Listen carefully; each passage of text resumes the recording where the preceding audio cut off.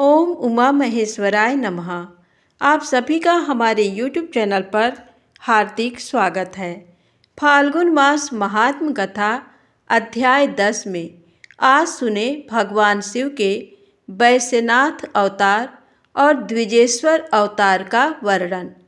कथा पसंद आए तो कृपया लाइक अवश्य करें और चैनल को सब्सक्राइब भी करें। आइए कथा को श्रवण करते हैं। नंदीश्वर बोले, हे मुनीश्वर, पूर्व समय में नंदी नामक गांव में महानंदा नाम की एक वेश्या रहती थी। समस्त ऐश्वर्यों से संपन्न होने पर भी वह भगवान शिव की परम भक्त थी। वह नित्य भगवान शिव पार्वती का पूजन करती। महानंदा शिव भक्ति रस में इतना डूब जाती कि घंटों घंटों तक भक्तिभाव में उनके भजनों को गाती रहती। इस भक्तिभाव में जब वह भजन गाती तो उसका मुर्गा और बंदर भी नाच नाच कर साथ देते।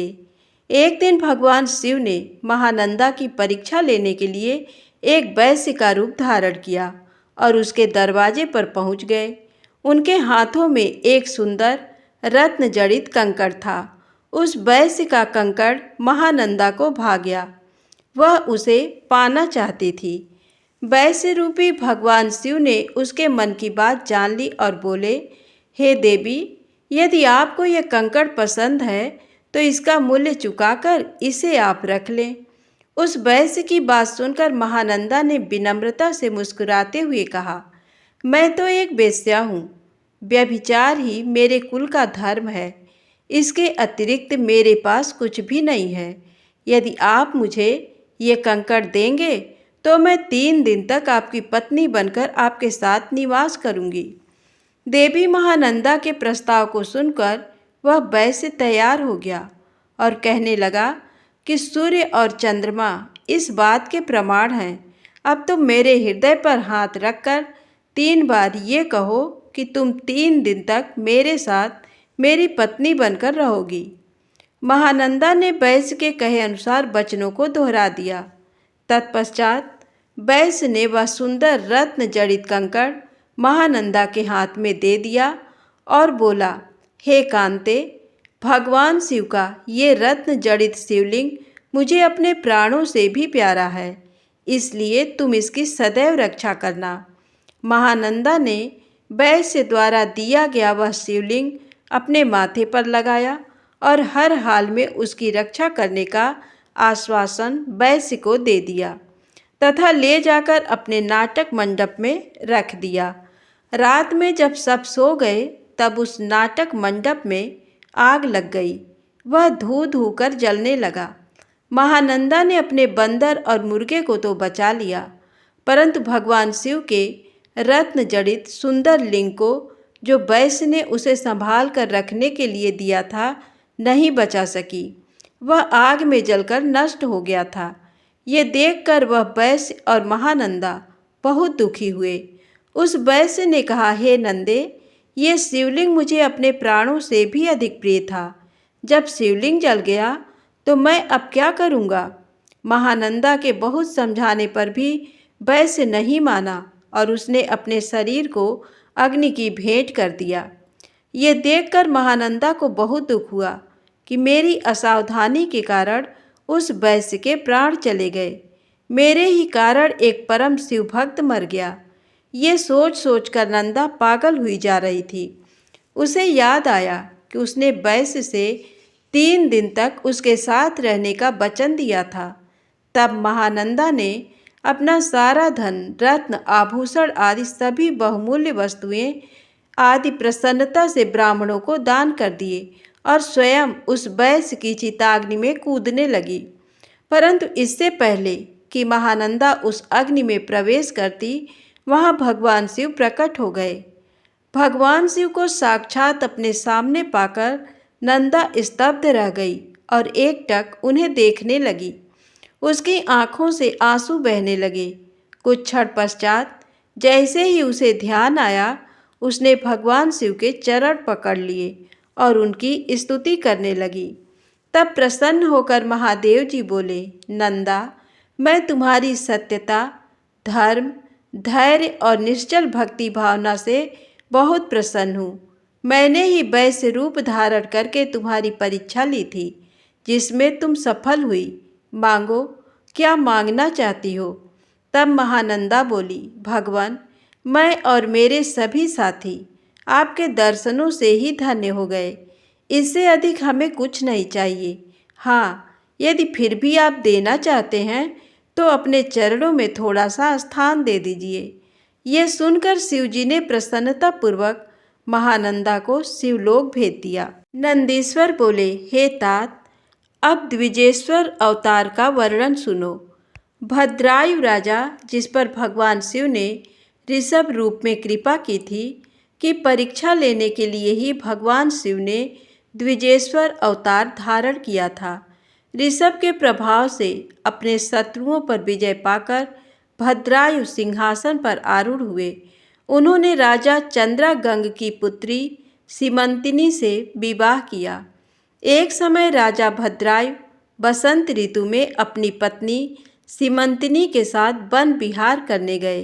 तब भगवान शिव पार्वती उस दंपत्ति की धर्मनिष्ठा की परीक्षा लेने हेतु उस वन में पहुँचे। महान लीलाधारी भगवान शिव और पार्वती जी ने ब्राह्मणी का रूप धारण किया और अपनी माया से रचित सिंह से भयभीत होते हुए राजा भद्रायु की शरण में गए और उनसे अपनी प्राण रक्षा करने हेतु प्रार्थना करने लगे। उस ब्राह्मण दंपत्ति की रक्षा हेतु राजा भद्रायु ने तुरंत धनुष बाण उठा लिया और अपने बाणों से उसे घायल करना चाहा, परंतु उस सिंह पर कोई प्रभाव न पड़ा। उसने झपटकर ब्राह्मणी को पकड़ लिया। वह बहुत चीखी चिल्लाई, परंतु सिंह ब्राह्मणी को बलपूर्वक घसीटता हुआ भाग गया। अपनी पत्नी को सिंह द्वारा ले जाए जाने पर ब्राह्मण बहुत दुखी हुआ और रोने लगा और राजा भद्रायु से बोला, हे राजन, आपके बड़े बड़े आयुध कहाँ हैं? तुम्हारे पराक्रम का क्या फल है? क्या आप जंगली जानवरों के आघातों से भी दुखियों की रक्षा नहीं कर सकते? दीन दुखियों की रक्षा करना राजा का परम धर्म होता है। फिर आपने अपने क्षत्रिय धर्म का पालन क्यों नहीं किया? आपने अपने कुल का धर्म ही नष्ट कर दिया है। जो दुखी और शरणागतों की रक्षा नहीं कर सकता, उसे जीने का कोई अधिकार नहीं है।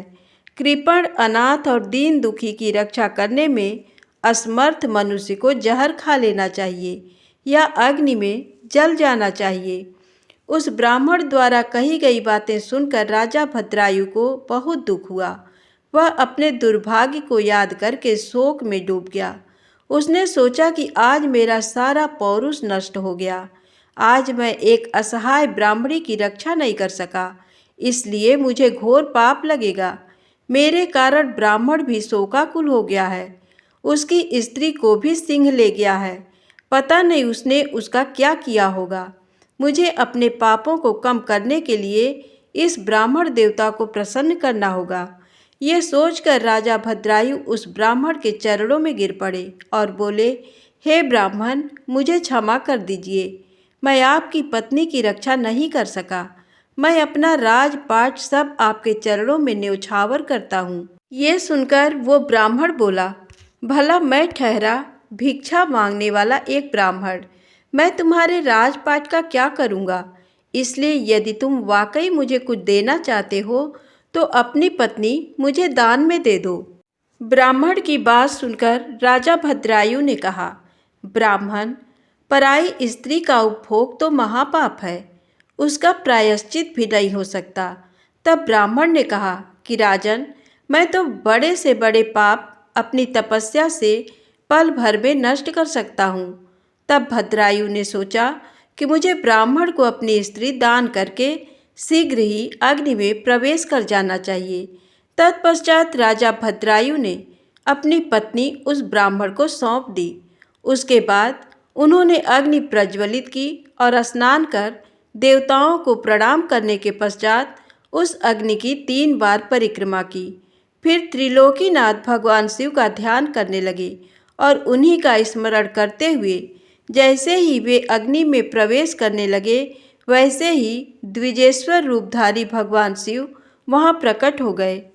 भगवान शिव के 5 मुख, 3 नेत्र, पिनाक और चंद्र कलाधारी सुंदर स्वरूप जो कि करोड़ों सूर्यों के समान प्रकाशित था देखकर राजा भद्रायु आनंद मग्न हो उठे।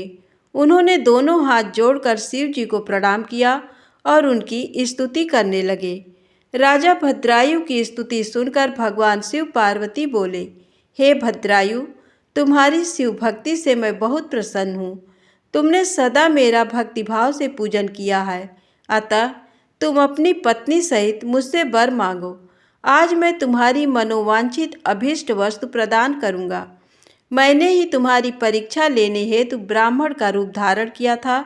ब्राह्मणी के रूप में स्वयं देवी पार्वती थी और वह सिंह मायावी था। तुम अपनी परीक्षा में सफल हुए हो। राजन, कहो क्या चाहते हो? भगवान शिव के ये उत्तम वचन सुनकर राजा भद्रायु बोले, हे देवाधिदेव भगवान शिव, आप सबके परमेश्वर हैं। आपके स्वरूप के साक्षात दर्शन पाकर मैं धन्य हो गया हूँ। मैं सकुटुंब आपके श्री चरणों की भक्ति करना चाहता हूँ। मैं, मेरी रानी, मेरे माता पिता आपके सेवक बनकर आपके श्री चरणों में रहें। रानी कीर्तिमालिनी ने भी अपने माता पिता के लिए भगवान शिव का लोक मांगा। दोनों को वरदान देकर महादेव जी पार्वती जी सहित अंतर्धान हो गए। राजा रानी अपने नगर लौट आए। फिर 10,000 वर्षों तक राज्य करने के पश्चात वे दोनों भगवान शिव के धाम को गए। इस परम पवित्र पाप नाशक कथा को जो कोई सुनता अथवा पढ़ता है, उसे इस लोक में सब भोग ऐश्वर्य प्राप्त होते हैं तथा अंत में भगवान शिव के लोक को जाता है। धन्यवाद। दोस्तों, कथा पसंद आई हो तो भगवान शिव की कथा को एक लाइक अवश्य करें, चैनल को सब्सक्राइब करें। धन्यवाद।